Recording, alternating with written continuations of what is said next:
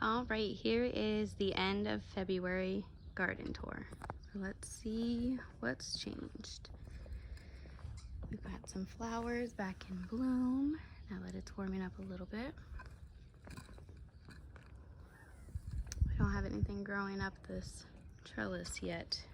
Hopefully soon. We've got another round of the peas that are trying to make their way up. We'll see how good they do. Over here, I don't have anything in this bed planted yet. These are all just pots of seedlings that I started from inside, and this is where they were hardening off, and I just haven't put them into their home yet. So when you look straight out, first thing you'll notice is this bed now matches all of the other beds. So this was a smaller bed like this, and I just added a bigger one to match the others. This was originally dubbed the flower bed because you see it right when you come into the garden, and I loved that. But then I had an idea to make it a berry bed, so then I put in a couple blueberries, and then we have some strawberries in here, some bare root strawberries that were planted. There's some in between these nasturtiums too. They're just a little hard to see. And then these nasturtiums were here from when it was a flower bed, and they just took off, and they're actually just now starting to put on some flowers, which is exciting. So I kind of left them. But with this being the berry bed, and obviously they're not producing anything yet, I wanted some color, some pop of fun for that first entrance into the garden. So I did get some flowers from the store, from Home Depot, and I just threw those in for some color. Once this fills out more, there'll be more color, but I like the pop of color. So the first change is going to be that bed is bigger now, and we've added some flowers to it. I live in a suburban neighborhood, and my neighbor is outside doing something again, so bear with me. This is it has carrots. Let's see. These are our carrots. We've got red onions. All of these are collard greens. We've got some kale here and some mustard greens. These leaves are humongous, and they grow overnight.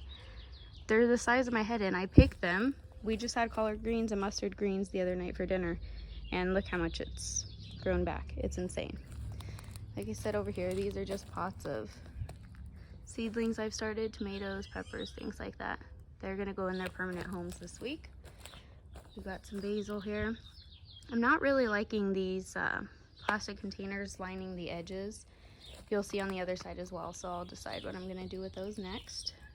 We've got our beautiful kale bed. I apologize for my shadow. I just tried to come out here early to beat the neighbors from coming out. I don't think it worked. But here is dino kale. We've got our curly kale in there, and then red Russian kale, and then of course the star of the show, beautiful Swiss chard. Look at the color. Stunning. These are our hot peppers. So this is going to be our hot pepper bed. These are either going to get moved if they can stand the heat for much longer. I will move them over with the cabbage. But this whole bed will be our hot pepper bed. And then we come this way, we've got our lone nasturtium that appeared somehow. Now I told you guys this was all wildflower seeds that the twins planted out here, and I was so excited. And look, we have one trying to bloom. But if you look in the center, look how smashed down this is. Everything is smashed down in the center.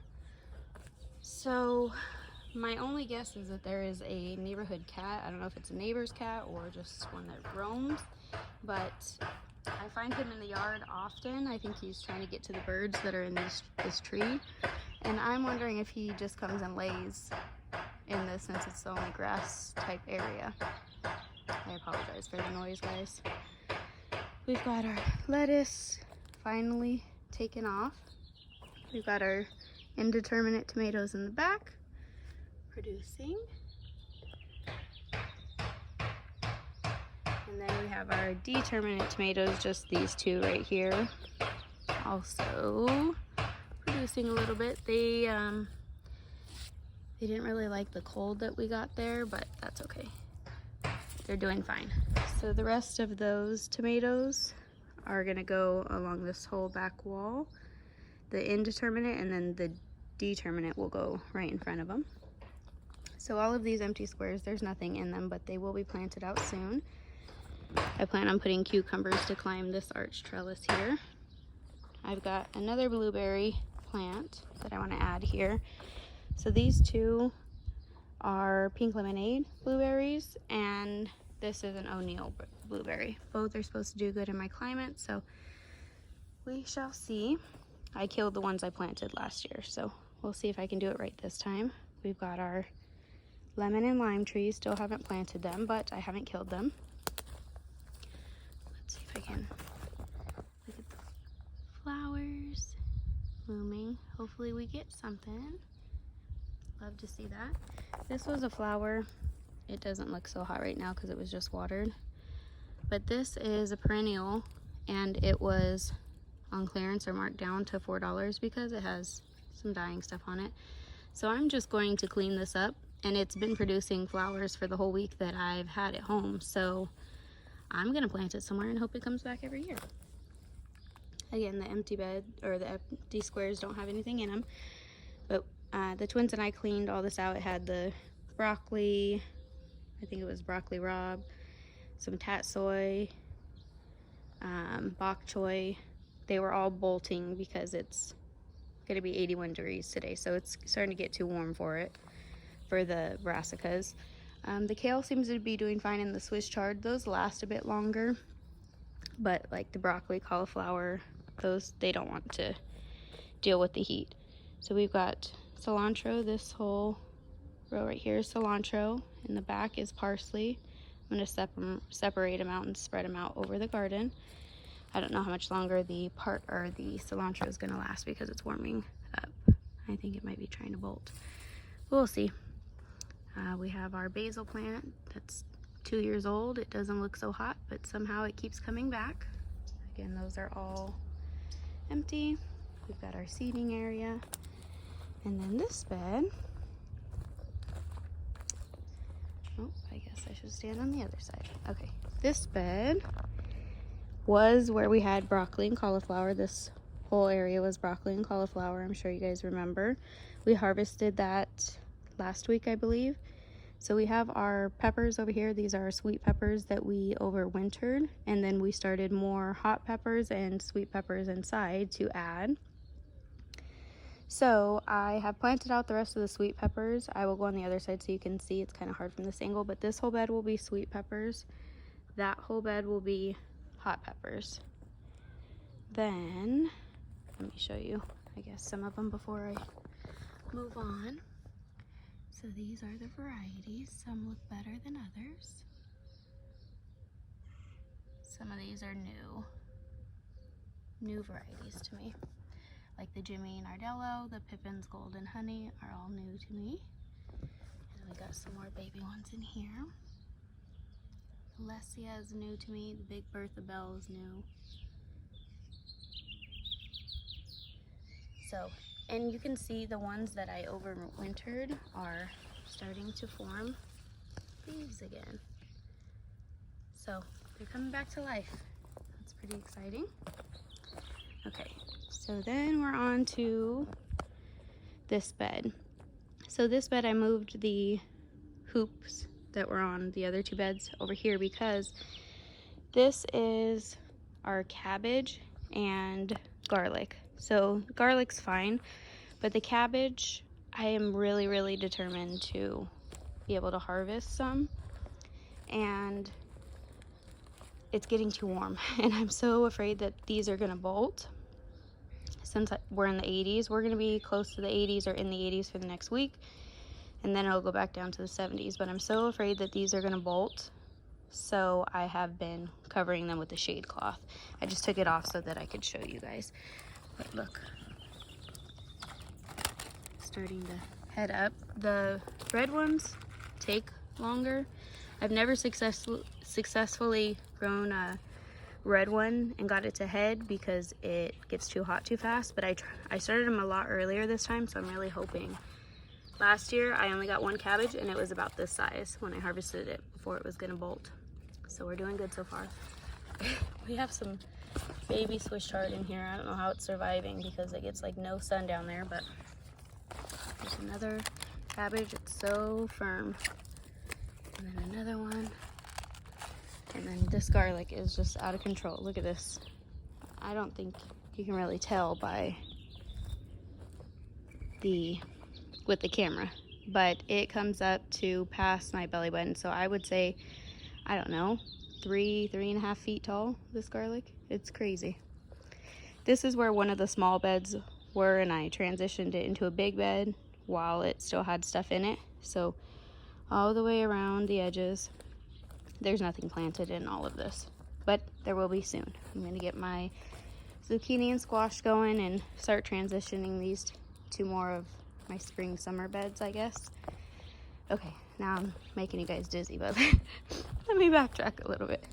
Okay, so we've got garlic and cabbage bed, seeding area. This doesn't look so hot right now, but this is where I'm gonna add more soil and compost, and I have sweet potato slips that I started inside that are ready to come out. I'm supposed to wait till about March 15th. So I will put those here and we'll see if we can get some sweet potatoes. We've got our fig tree coming to life, look. So sweet. I didn't kill it. We've got our first potato bag. This is the one I added the lettuce to. All of the lettuce that was green bolted already, but for some reason the red romaine is not bolting it. So any of the lettuce that have red on it lasted longer in here for some reason. Here's our second potato bed, or potato bag. This one took a while to sprout, but now it's taken off. It's got all of these around the edge, and then if you look closely, you can see the other baby ones popping up. So we might get some potatoes. This is what I was talking about. Same on the other side, these beds. I just feel like it's making it too cluttered, so these are gonna have to go. This doesn't have anything in it, just like the small one over there. The big one here has sage, a couple random kales, and then rosemary. So these herbs, and then in the other big bed over there, or the bigger gray one, is basil. So I can totally spread the herbs out throughout the garden. They don't need to be in those containers. This is the one. This will be, come March 15th or so, I'm gonna put green beans, bush beans in here, and then I'll have a squash, winter squash, growing up this side. Same on the other side. That will be bush beans, and then we'll have a squash growing up the other side. We put in radishes in here, the twins and I, and you can see them. But here's the thing. When you look up gardening, like, oh, what's the first thing I should grow, or what should I try growing?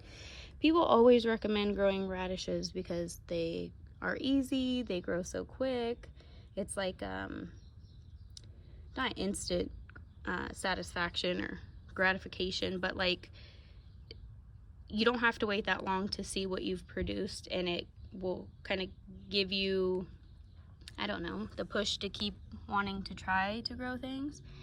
But I have not had that same experience. These have been in the ground, I don't know, damn near a month. Look at this. I'm not gonna get anything from these before I put beans in here. And I put them in here as a quick crop. So don't believe everything you read on the internet, because radishes aren't for everybody. I love to eat them, but they don't really grow for me. And then we've got more peas growing up here. And that is it, my friends. That concludes the closeout of the February garden tour. I hope you guys enjoyed. We did make a few changes. And then hopefully by the next time you see it, all of these peppers and tomatoes will be in their homes. So there'll be more changes coming. Thanks for joining. Until next time. Bye.